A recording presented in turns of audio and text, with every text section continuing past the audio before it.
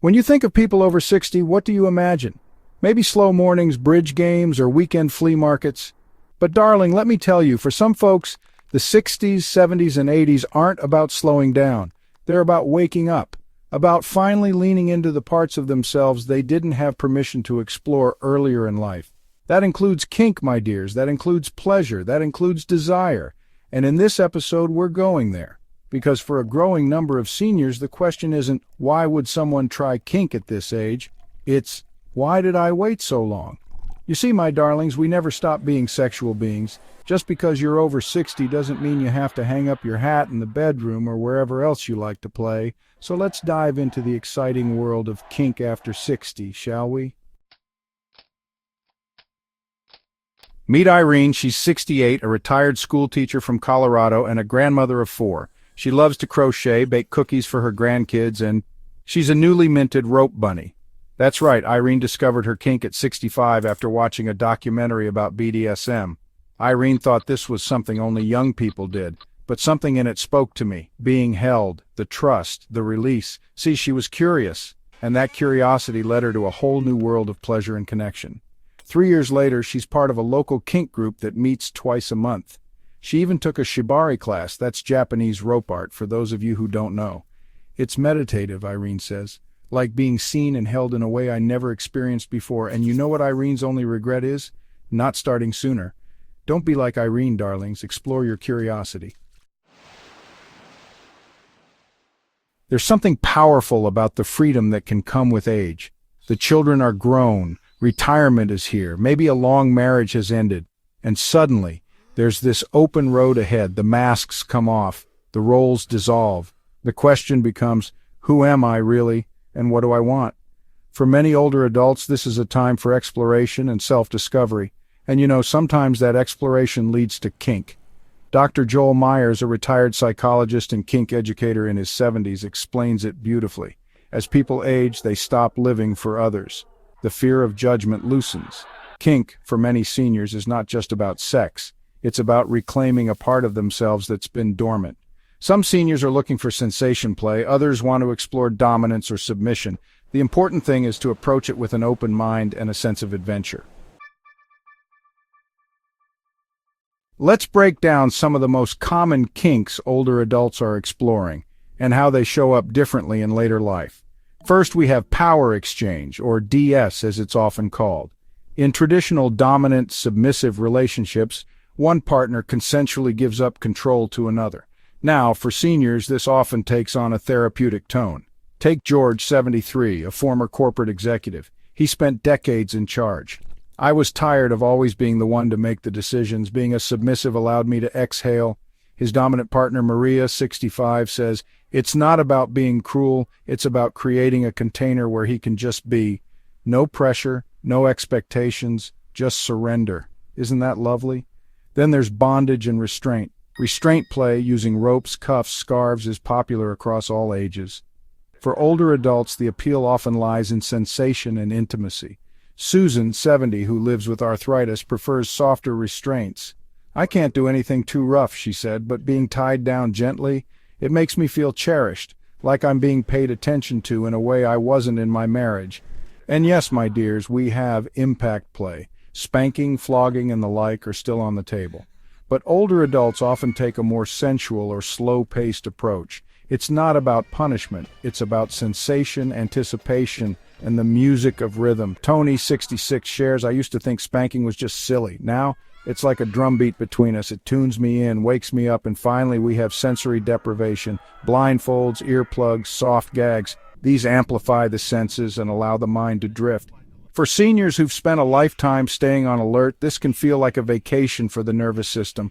Remember, my dears, these are just a few examples. The world of kink is vast and varied. The important thing is to find what brings you joy and connection. Chapter 4, The Community Behind the Curtain. You might be surprised to learn just how many seniors are actively engaging in kink communities, online and offline.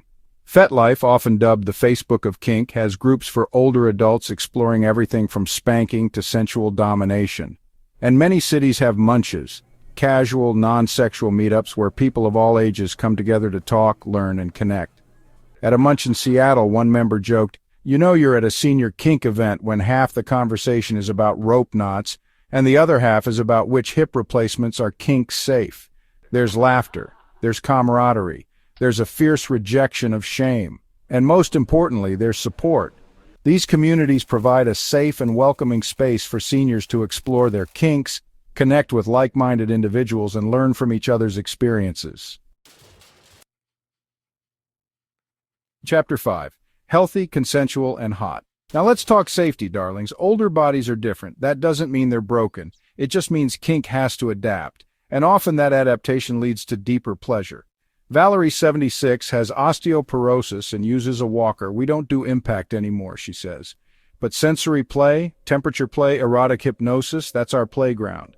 It's about finding what works for you and your partner and communicating openly about your needs and limits. "We need to stop separating sex from health," says Dr. Alexis Brown, a geriatric sexologist.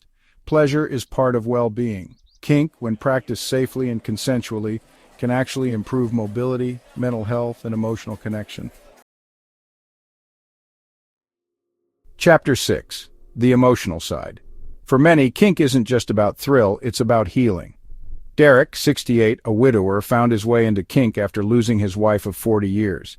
"I didn't want a date," he said. "I just wanted touch, connection. Kink gave me both, without pretending to be something I wasn't ready for." In one scene, he role-played as a lost traveler being comforted. It brought tears to my eyes. I hadn't let myself be held like that since she died. That's the thing no one tells you. Kink can be gentle, it can be slow, it can be profoundly emotional, especially when you've lived a lot of life. Chapter 7. Myths and Misconceptions. Now let's clear up some of the nonsense people believe about kink, shall we? First of all, this idea that kink is only for the young and hypersexual. Oh please. Kink is about creativity, not athleticism. It's about exploring your desires and fantasies, no matter your age or physical abilities. And then there's the misconception that you can't be kinky with mobility issues or health concerns. Wrong again. Many kink practices are adaptable, from erotic massage to dirty talk to guided fantasy. There's something for everyone, regardless of physical limitations. And let's not forget the myth that it's just about sex. Kink is about power, intimacy, trust, storytelling, role play, identity, and yes, sometimes sex. It's a multifaceted experience that can encompass a wide range of desires and interests. Chapter 8. How to Start. Feeling a little curious, my dears? Don't worry, you're not alone. For those over 60 wondering how to begin, here are some gentle steps. Start with fantasy. That's right. Close your eyes and let your imagination run wild. Journaling or guided meditations about power, touch, or surrender can be very illuminating. And why not read a book or two? There are some wonderful resources out there, like the New Topping Book or The Ultimate Guide to Kink. Knowledge is power, darlings, especially when it comes to exploring your sexuality. And don't forget the internet. Check out online communities like fetlife.com. These are great places to connect with like-minded individuals and learn from their experiences. If you're feeling brave, why not attend a munch? They're low pressure and often very welcoming. And most importantly, talk to your partner. Open communication is everything. Chapter 9. Real Love Stories. Let me tell you about Elaine and Victor, married for 42 years. They discovered kink after retirement and joked that it saved their marriage. "We had fallen into patterns," Elaine said. "Then we took a workshop on playful dominance. I discovered I loved ordering Victor around and he loved following." Victor added, "We laugh more now. We play. We flirt again. It's not always about sex, it's about connection." See, kink can be a way to reignite the spark in a long-term relationship. It can help you see your partner in a new light, to appreciate them in a whole new way. And it's not just about spicing things up in the bedroom. Kink can bring a sense of playfulness and adventure to your everyday life. Embrace your pleasure.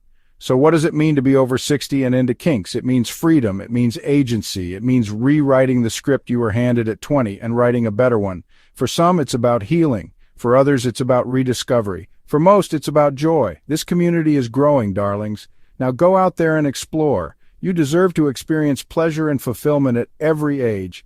And don't forget to tell me all about it in the comments. Like, comment, and subscribe for more juicy conversations about life, love, and everything in between.